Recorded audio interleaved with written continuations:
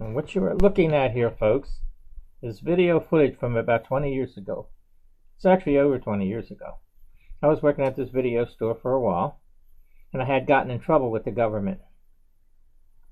They tried to connect it to the video store, but it really wasn't. So I was out, waiting to be sentenced and all. So I started hiring people to, take my place until I came back. So I knew I was going to get a sentence. So I hired this guy that I knew from the neighborhood. He knew him for a while. He was really friendly, And so I figured he'd be good in this kind of business, So he said, yeah, I could work. Yeah, I could help you out. So I hired him, and, he worked out pretty good. And my wife even knew about it. And she said, wow, he's like your Huckleberry friend. I said, well, yeah, you could call him that. So after a little while, I noticed things were going wrong there. I caught him like taking money, and putting in a slip and taking out cash. And I told him, you can't do that. At that time, I didn't know he was feeling himself out. He had this scheme. Because we have point of sale terminal there. In those days, that was different than now. It was on the phone line and all. So he put the slip on and told him no, and he charged it back. And and then I said, we have to settle this. So I showed him. He settled it to zero. So he got familiar with that system. I'm trying to make it short, what I'm saying here. Then I'm going to show you this tape. It's not very long. So I showed him that, and I kept checking, And he was, find out later on that he was, on his days off, he was going in the store. And he was making charges. He was doing charges, and he was charging money to some credit card, either the numbers he made up or numbers he got from somebody or his mother's card. So he would charge, say, I don't know, $100, just for example. And then he would make a sale of $100, and then he would charge it to his credit card, and then he would zero it out, settlement. So what happens is the money went to his account, so the video store didn't get the money. The money got charged back to the video store.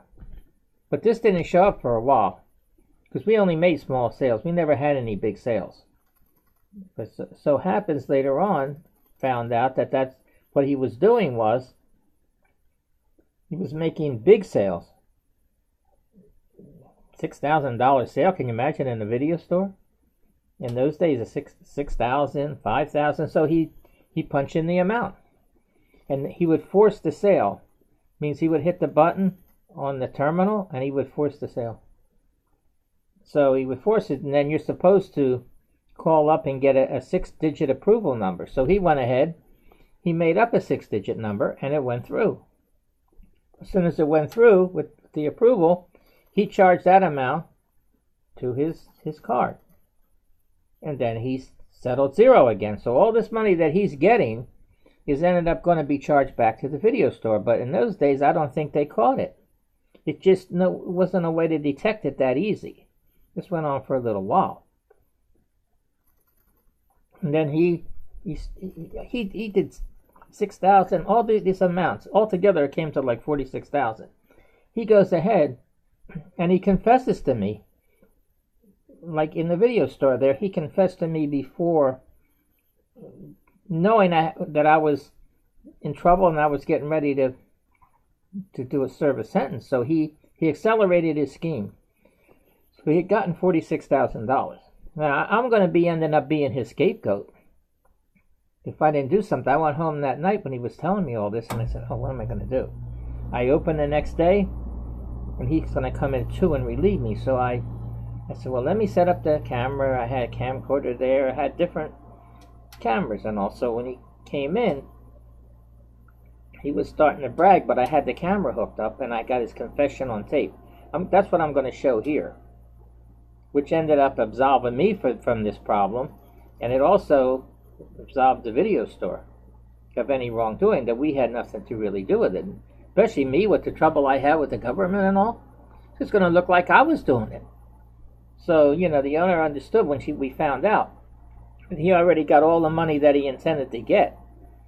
And he said, oh, he had all the slips and all this, and the owner told him, you have to bring me that information. The banks was calling, the merchant bank didn't know. Where's all that money that's being charged in your store? Somebody must be doing it. You don't make sales like that. It took them a while to get onto it. They still didn't get it because this money was being paid by the bank and it was going in his account. And then when it went to the other credit card companies, they were charging it back to the merchant bank.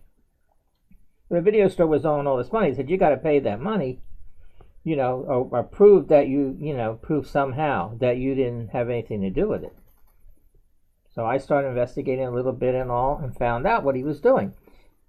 And he told me so. The next day when he came into work, I had the camera on, just like what you're looking at there. And he started bragging, about it, again, how he did it. He started telling me, oh, I got for 6,000 and 8,000 and I kept, I asked him a few questions and all. You'll see it here. It's not very long, but this confession, what you're going to see here, it proves that it caught. That's how he got caught. Because when it was turned over to the banks and all, they knew that I had nothing to do with it. Plus, the sales were all made on my days off anyway. So he used to go in there and do all that. He would settle to zero. But, there is a sequence on those settlements. And then when you notice that the sequence was skipping, it wasn't from the day before when, if I did settlement, say we didn't have any sales. Say I had one sale and I did settlement. Okay, there's a number on there for the settlement. And when he would do his bogus sales, you'd see a number had skipped, so we knew he had done it, but we didn't detect that at first. I mean, it went on for a while, but finally all that money. And he got the money, and he's bragging that he would, go to the ATM machine, and he would check his balance. And as soon as the money went in, he would go inside the bank, and he would withdraw the money. He got out as quick as he could, so in case it was charged back, they couldn't get it, from him. So he went to the bank, and he must have known somebody working there. So he told them, he's going to take out, if he took more than 10,000, they had to do a report, So he made sure he took a little less. He was walking out with almost $10,000 in cash. He'd done that a few times, And he kept doing it till he kept taking the money all out. And got away with it. The only thing until I had this confession. And this confession, just a couple of minutes that it is, actually got him caught. Now my wife knew all about this, and she just wrote, one of the books that she wrote was called Railroad to Prison, about me. And she also wrote another book, The Electronic Criminal, which was about this guy. And she didn't write it till over 20 years ago, since this is over 20 years. This is 22 years ago that this happened. She wrote it after that, but not, just recently she wrote it. And she told all about, the whole story. She had it all. Because I was doing research on it, on what he did. And I was sending her all this material. And now she used all this and all her research that she did to write this story, Electronic Criminal. And in this book, she explains everything. Some of the stuff what I'm telling you here. But she went into detail about everything. About the laws that he broke and how he developed a scheme, But in those days, like I said, it wasn't easy to detect. Nowadays, well, it is. I mean, he'd have been a cyber criminal now. She didn't come out with this story till recently. And I had done an audio book on it, The Electronic Criminal. And you can hear the whole story. All you got to do is punch in The Electronic Criminal on YouTube, and it'll come up. So you can listen to the whole story. But I'm just doing this because I wanted to show this footage right here about this the confession that I had gotten before I went up the river.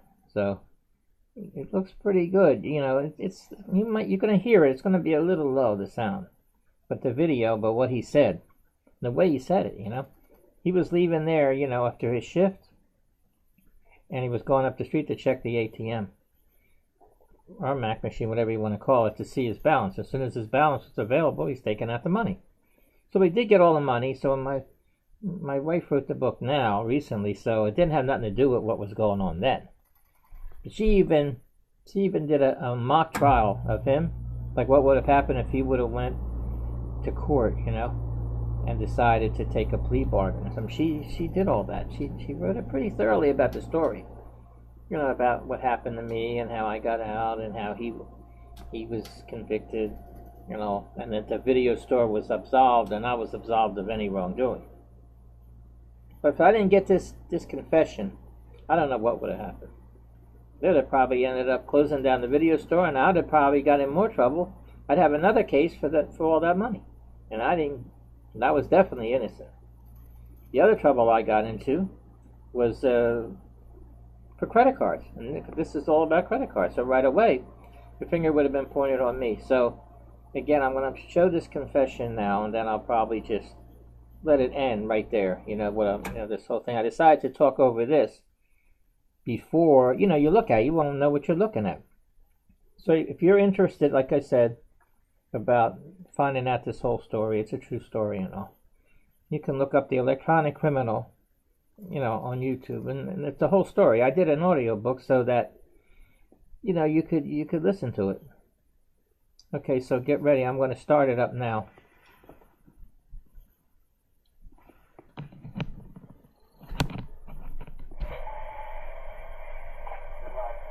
Here's Mr. Johnson now.